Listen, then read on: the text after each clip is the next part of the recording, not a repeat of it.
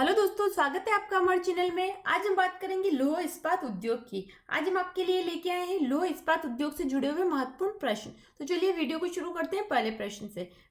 पहला प्रश्न है, भिलाई संयंत्र की स्थापना पूर्व सोवियत संघ के सहयोग से छत्तीसगढ़ के किस जिले में की गई थी?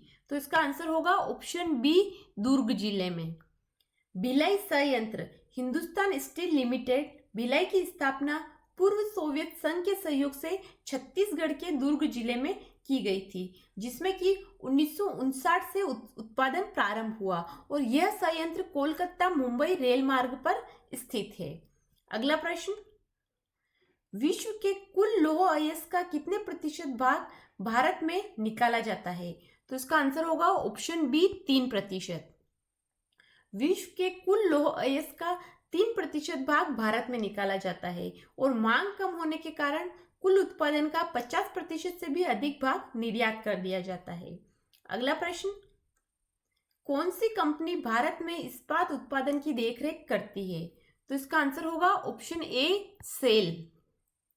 सेल कंपनी जो है वह भारत में इस्पात उत्पादन की देखरेख करती है।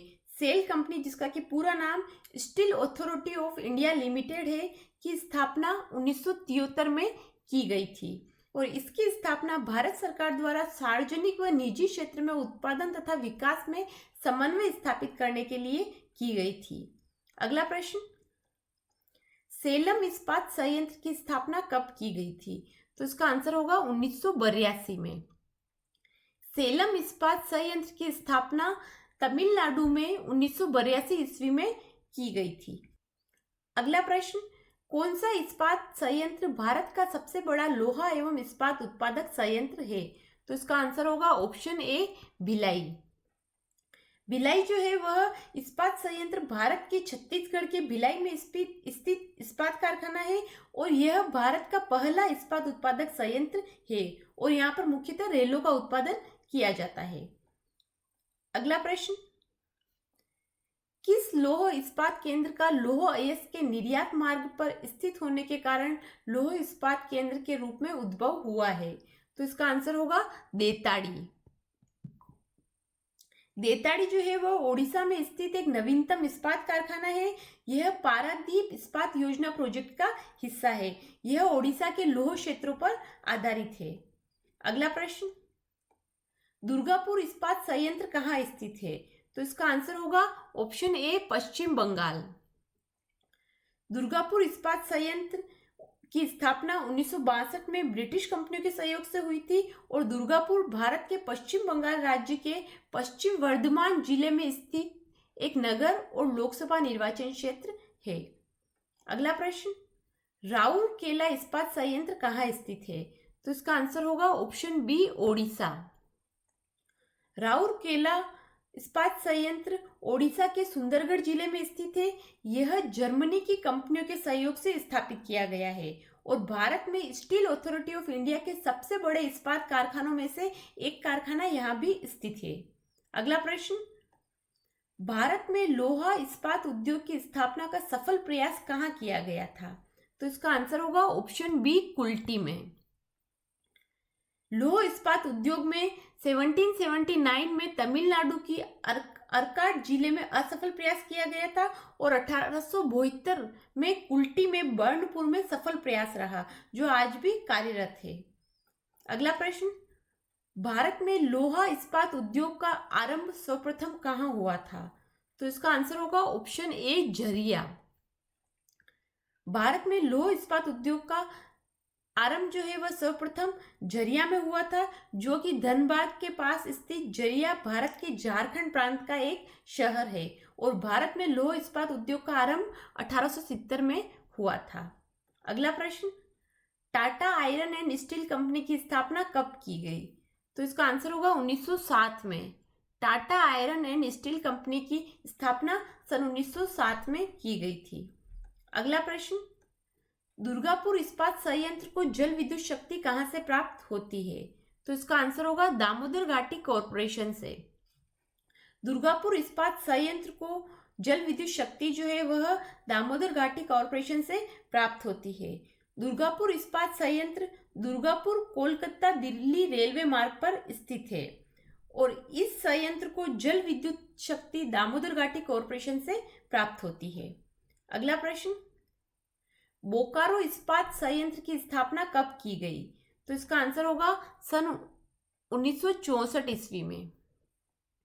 बोकारो स्टील प्लांट जो है वह भारत का सार्वजनिक क्षेत्र का इस्पात संयंत्र है जो सोवियत संघ के सहयोग से बना था और यह झारखंड के बोकारो में स्थित है।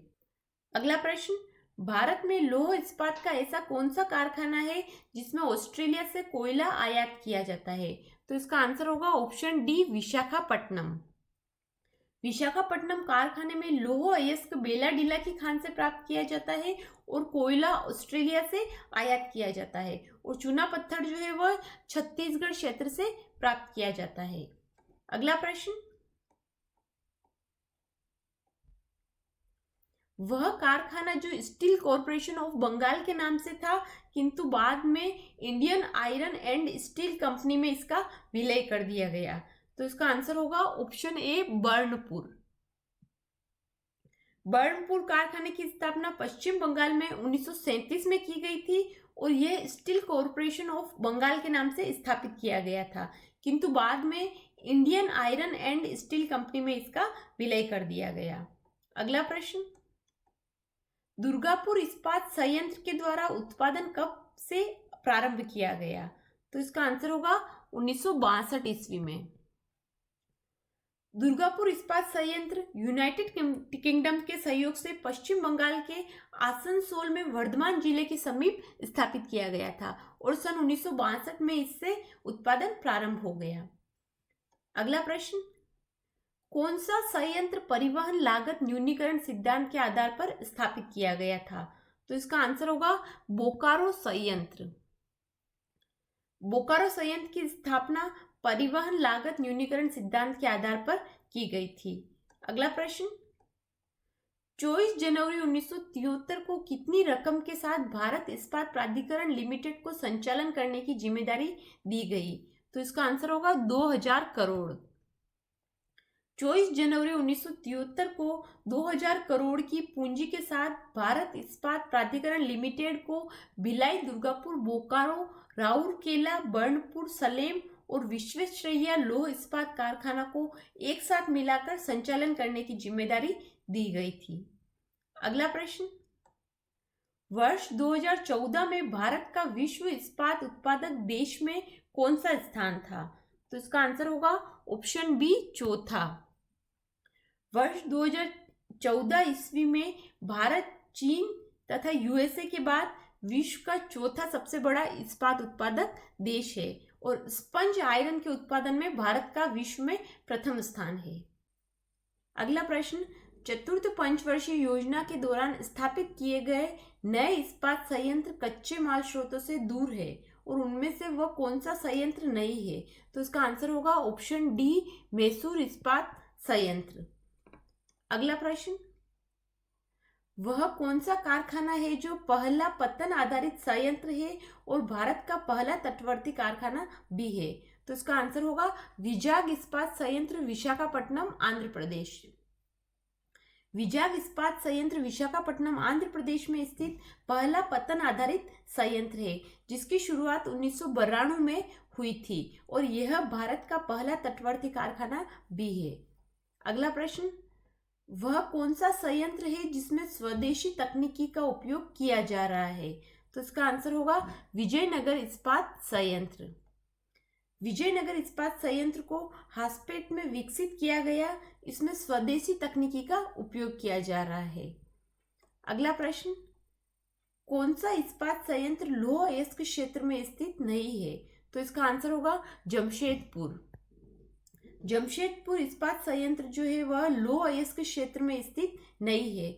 जमशेदपुर स्थित कारखाने की स्थापना 1907 में की गई थी और यह दुनिया की 5वीं सबसे बड़ी इस्पात कंपनी है। अगला प्रश्न, सर्वोत्तम किस्म का लौह अयस्क निम्न में से कौन सा है? तो इसका आंसर होगा मैग्नेटाइट। मैग्नेटाइट लौह अयस्क जो है वह सर्वोत्तम किस्म का लौह अयस्क है। यह काले रंग का होता है, इसमें धातु का अंश 72% तक होता है और भारत में यह दक्षिण पूर्वी सीय भूमि कर्नाटक, तमिलनाडु और आंध्र प्रदेश में मुख्य रूप से पाया जाता है। अगला प्रश्न, लाल या भूरे रंग का कौन सा लौह अयस्क पाया जाता है? हेमेटाइट लौह अयस्क लाल या भूरे रंग का होता है, जिसमें धातु का अंश 60 से 70% तक होता है और यह मुख्यतः झारखंड, उड़ीसा, महाराष्ट्र, कर्नाटक, गोवा में पाया जाता है। तो दोस्तों, आज के इस वीडियो में हमने कवर किए हैं लौह इस्पात उद्योग से जुड़े हुए महत्वपूर्ण प्रश्न। अगर आपको ये वीडियो पसंद आए तो इसे लाइक कीजिए, शेयर कीजिए और अगर अभी तक आपने हमारे चैनल को सब्सक्राइब नहीं किया है या अगर आप हमारे चैनल पर नए हो तो हमारे चैनल को सब्सक्राइब कीजिए और बेल आइकन दबाइए ताकि आगे आने वाले वीडियो का अपडेट आपको मिल जाए। हमारे साथ जुड़े रहने के लिए धन्यवाद।